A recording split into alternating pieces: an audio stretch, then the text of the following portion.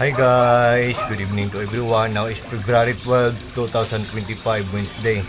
Nandito ako ngayon sa koi fish pond ko guys, oh. Nagpapakain ako ng dinner meal nila guys. Yan guys, ito ang mga koi fishes ko guys. Yan. At saka ano. Yan. Maliit lang to guys, pero marami ang mga koi fishes ko kasi naniniwala ako sa kasabihang the more the better, the more the happier, the more the merrier. Sabi nila kung maliit lang daw ang koi fish pond natin, maliit lang ilagay natin ng mga koi fishes, pero malakas naman ang aerator ko, maganda naman ang pag-set up ng filtration system ko, so marami ang nilagay ko ng mga koi fishes. So masayang tingnan kasi marami sila. So yan guys. At saka guys, ang aerator pump ko pala guys, ipiplex ko. Ang ganda ng quality, tapos matipid pa sa kuryente, tapos mura lang, affordable lang at hindi kamahalan. The moment of truth guys ha, look at guys, tingnan nyo. Ito ang power station ko guys. On the other term or on the other word, tinatawag din to na portable solar generator. Pag meron tayong ganito na gadget guys, malalaman natin kung ang isaksak natin dito ay matipid bang kumain ng kuryente or malakas ba. So, ito ang ipiplex ko ngayon. Ang Risan aerator pump ko or Risan air pump ko. Risan ang brand. R-E-S-U-N. Risan. Risan Electromagnetic Air Pump ECO-003 guys. Sabi ng box, 35 watts daw siya. Pero, pag isaksak natin dito, 99% pa lang ang natira na energy. Ang battery, 99% pa lang, tapos zero consuming, wala pang gumagamit. Pag isaksak natin dito ang aerator, pag anong nakatatak dito, yan ang watts niya. Tingnan natin guys kung 35 watts ba siya. Tingnan natin kung 35 watts ba siya. So ito siya, oh. Yan. Yan. So i-on natin guys ha. Oh yan. Without further ado, what are we waiting for? Let's do it. Isaksak natin. O, zero guys ha. Pag anong nakatatak dyan, yan ang watch niya. Yan. Yan guys. Kanina zero, ngayon 18 watts. Ang sabi ng box, ito 35 watts daw siya, pero sa totoo 18 watts lang siya. Ang ganda ng quality niya, matipid pa sa kuryente, tapos ang lakas-lakas pa niya. Tapos mura lang, affordable lang at hindi kamahalan. Look at guys ha, tingnan nyo guys ha. Ito ang koi fish pond ko guys, oh. Yan. Yan siya guys, oh. Wait guys ha. Yan. Yan siya, oh. Dito ko nilagay at binilihan ko ng 8 inputs at saka 8 outputs. Pag i-twist natin ng ganito, walang hangin na papasok. Pag i-twist natin ng ganito, merong hangin na papasok. Para siyang pusit, para siyang gripo guys. Wait guys ha. Yan. Wait. Guys, ang pond ko ay 3 feet deep ang lalim niya. 3 feet ang lalim niya, pero visible pa rin ang aerator. Visible.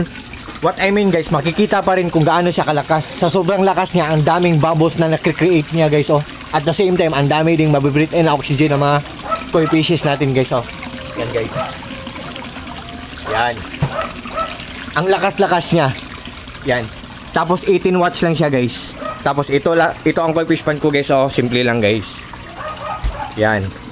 Yan.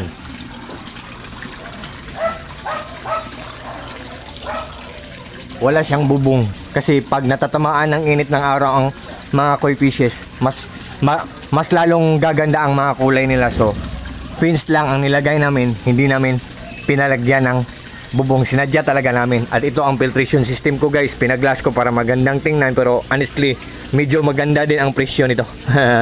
Joke. Tapos ito ang bantay nila guys, oh, si Super Mario.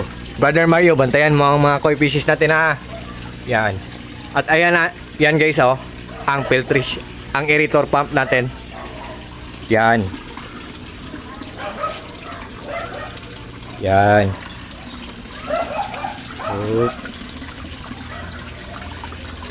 Ang lakas-lakas, di ba guys? Yan. So, yan. Yan. Sabi nila guys,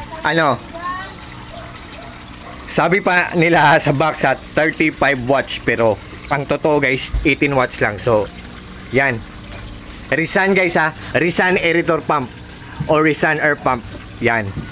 So sa lahat ng mga fish keepers dyan na naghahanap ng aerator pump dyan, I think ito na ang kasagutan. I hope isali nyo sa inyong listahan ang product ko sa Yellow Basket ko. Just trust me guys, just click my Yellow Basket and just try. Subukan nyo lang, baka magustuhan nyo. Kasi mura lang, affordable lang, at hindi kamahalan, tapos good pa ang quality, tapos matipid pa sa kuryente. So, I think for this time guys, hanggang dito mo lang tayo. By the way guys, what you see is what you get. Nothing more, nothing less, walang labis, walang kulang. Believe me or not guys, sa maniwala kayo or sa hindi guys, totoo talaga guys. Legit, ang product na to, Rizan aerator pump, legit, original, authentic, genuine, very useful guys, so very worth it, or sulit na sulit at kapaki-pakinabang guys.